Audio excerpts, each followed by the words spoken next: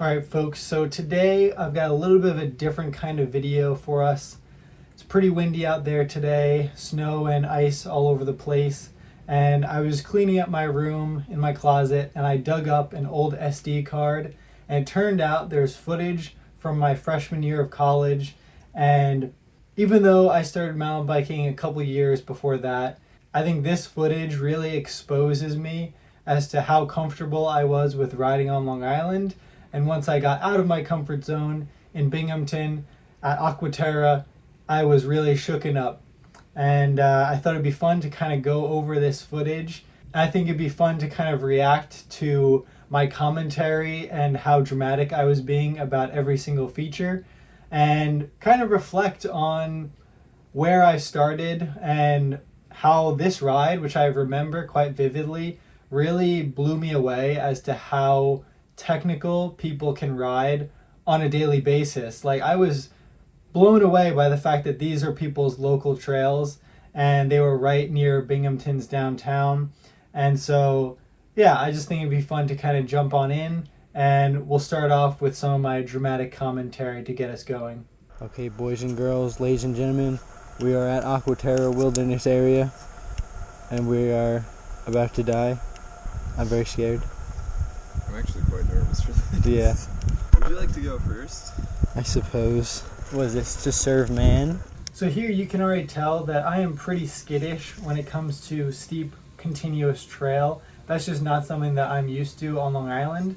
So pretty quickly, anytime we came across a continuous steep section, I would stop at the top and have to look at it. And most of the time throughout this ride, I didn't even ride it because I was so unsure of my ability to stop before the next feature that kind of intimidated me a little bit.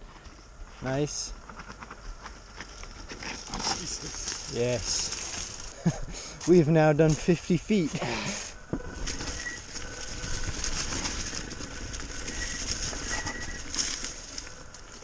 Holy moly. My biggest weakness is that I ride right foot forward and I prefer turning left.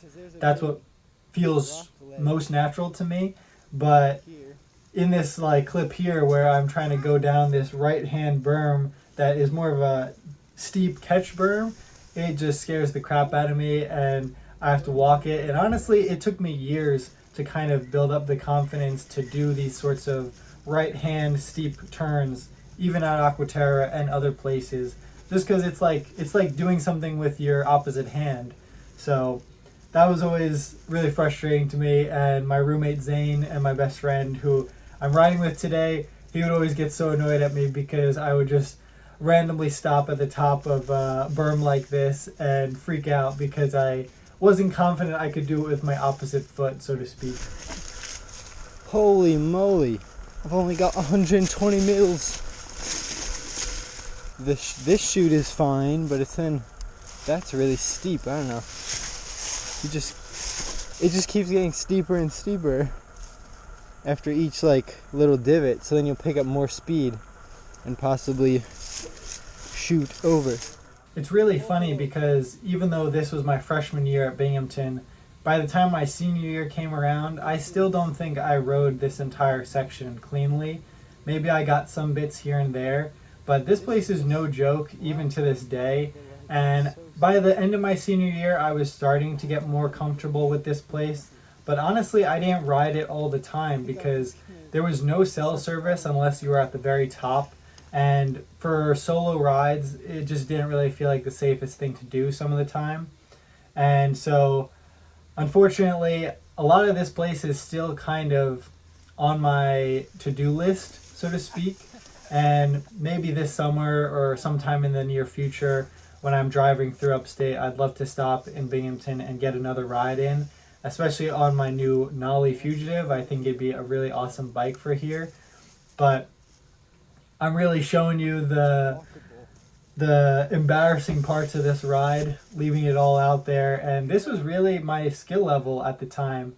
And it was very embarrassing to me because I had left Long Island thinking I could do everything, every trail feature on Long Island's trails for the most part. So I figured I should at least be able to ride the trail for the most part, maybe not hit all the features, but I should be able to ride on my own 2 wheels.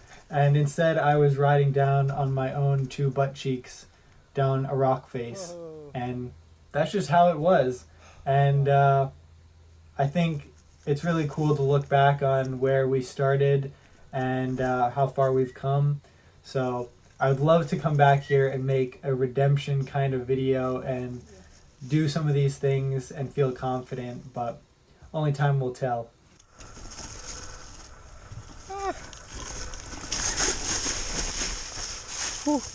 Like, look at that.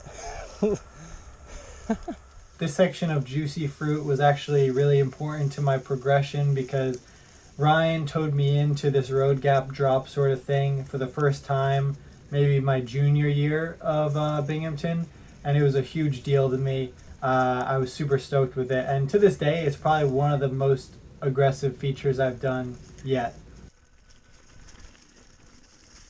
I think one of the most notable lessons I can gain from watching this footage back is seeing how I relied on my rear brake so heavily to slow me down in this steep stuff with dry leaves on top of it. And you can obviously tell it is not giving me much confidence.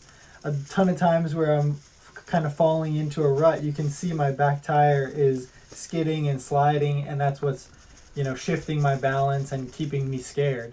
So this kind of riding definitely forced me to learn how to use my front brake and modulate it to control my speed, because otherwise you are not going to develop much confidence in the steep stuff if you're relying on your rear brake alone. Nice. Oh, now I'm in your way. What?